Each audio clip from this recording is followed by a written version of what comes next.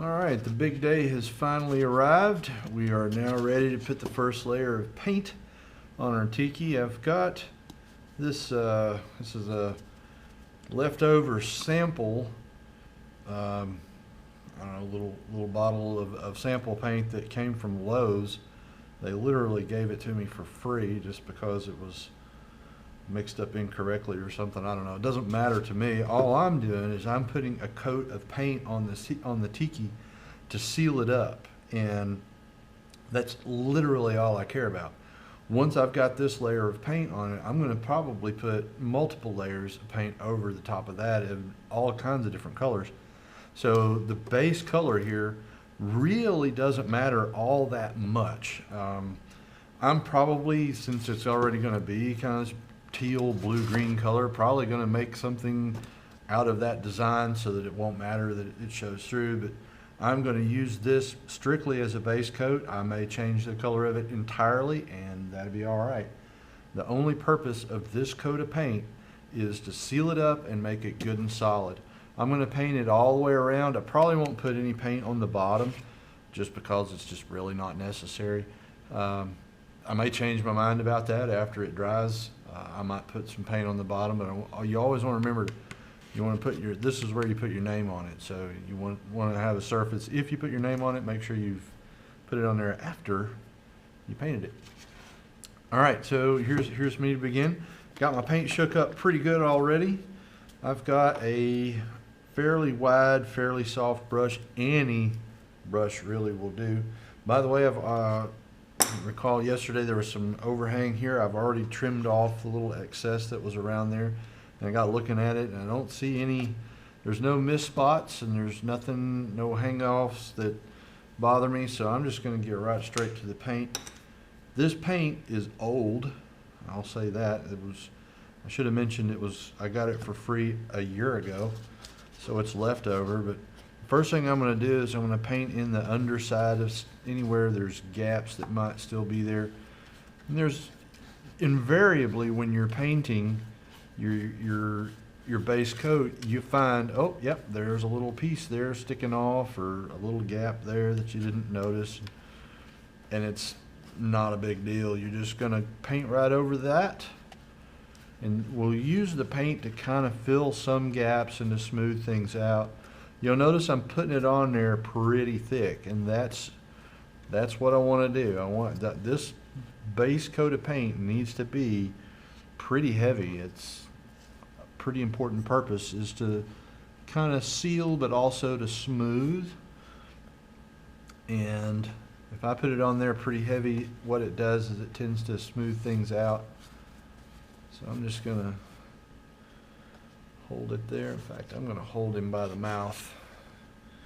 That makes everything a little easier. I'm just going to goop on plenty of paint. And the brush here is really, I'm just kind of using it to guide the paint. I'm gooping it on there pretty thick, and that's on purpose because I want this thing to not look like just a paper mache thing. And the more paint that's on it, the smoother it gets, the less of the paper texture comes through, and the more the shapes and the forms become what it's about. And that's what I want to do. I'm not bothering with the gloves today because this paint, while it is pretty goopy, it washes off pretty easily, and it's not real super sticky, so I'm not worried about that. I've got this process, as you can see, goes really fast, and it will expose a few little flaws that you'll find, and this is your opportunity frequently. Just fix it, no big deal. If you've got, like, there's a little tag right there that probably will need to be smoothed out. And what I'm going to do is, after I've got a good coat of paint on this, that paint will actually serve to kind of soften it up a little bit, and that softening will allow me to kind of smooth that out. If it doesn't want to work with me, I can probably get the scissors in there and just kind of clip that little tag off and come back after the fact, put another layer of paint on it, and it will be as though it never was. It works, the process works pretty quickly, as you can see. Tiki is really starting to take shape. When you get that skin on there, everything kind of just goes together. You can really see the three-dimensionality of your tiki once you start getting that base layer of paint on it. And I'm using this house paint just because it is so good and thick, and it dries really fast, which is good. This will be ready to put a second coat on in less than an hour. In fact, it'll be ready for a second coat probably in 15 or 20 minutes, which is good because I think I'm going to put multiple coats on here just to make sure it's. I like the sort of texture of the thicker paint, smooths it out a lot, and I like that. That's a desire I'm looking for. You may not. You may like especially depending on the paper that you use to create your skin, you may like a little bit of that texture to be visible, and that's okay. There isn't a wrong. I'm gonna try and get, yeah, there we go. Get paint anytime you've got, like, there's a few places where the paper is lifted a little bit where it dried funny. If you just squish a little paint underneath it where that paper is lifted and then squish the paper back down, the paint will act as another glue to kind of help hold that smooth.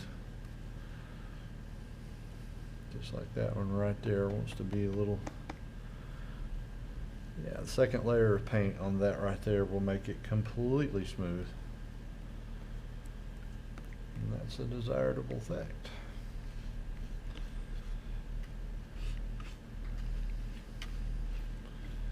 We'll see what they come up with here.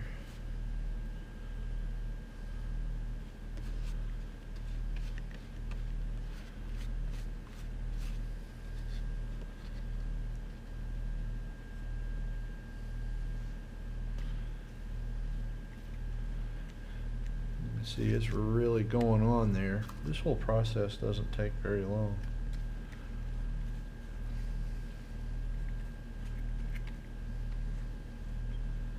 Really gooping it on there. Oops.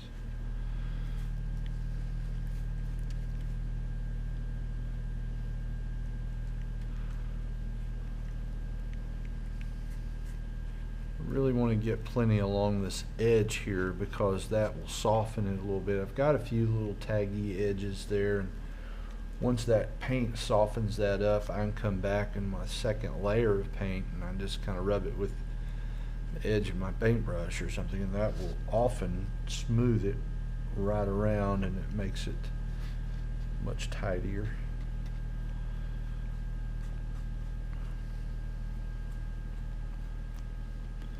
You see, it's really becoming a three-dimensional form.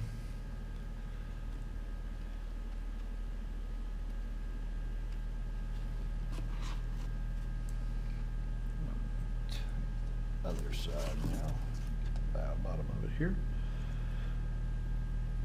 This is another advantage to leaving the mouth, the inside of the mouth, till last, because I can kind of use it as a holding place. And once I'm done with everything else, I will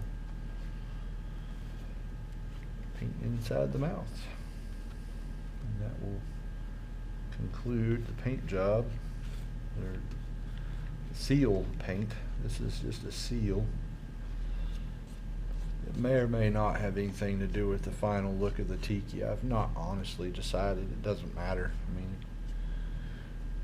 I may decide to go with an altogether different color. Although I'll be honest, I kind of like this color. It's kind of cool. Few saggy places there, and we'll touch that up.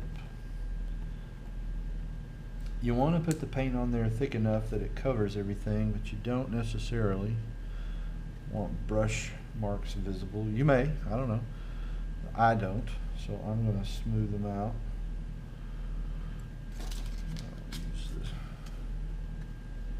That paper has glued itself to the table while it was drying. That's okay. Just let it. When we get ready to clean up, I'll wet everything real good with water, and it'll just dissolve the glue bonds, and it'll lift right off the table.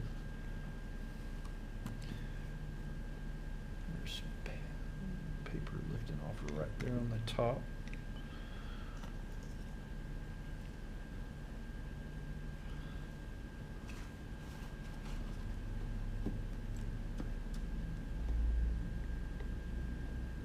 You want to make sure you get the underside. Looks like it's trying to join there. Make sure you get the underside of the mouth. And it's okay if you don't get it the first go around. The second coat, you can flip it over and do the inside of the mouth and don't have to worry about it. As long as it gets painted and sealed up, that's all that really matters. My tiki now appears to be pretty thoroughly sealed up. A couple of little loose edges of paper lifting off there. You've got drips and sags you can sort out too. No big deal. Don't want a whole lot of that. It's okay if there's a little. I don't want it to be about that though, so I'm going to smooth that out. My tiki just about done. A little more in the mouth.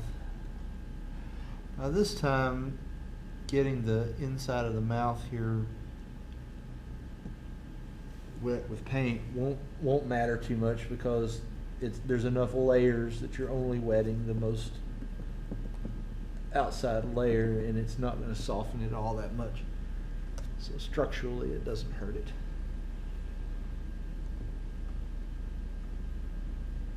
All right, so there it is, the whole thing painted. And I'm going to take this brush and I'm going to close my paint up, because I like this paint. It turned out pretty good. This is just Olympic house paint of some sort. And color doesn't matter. You're all inclusive. I'm just going to find any drips and sags, touch those up before they become permanent. Close up any loose areas. Looks like we got it. All right, we'll be back in a few minutes and put a second coat on.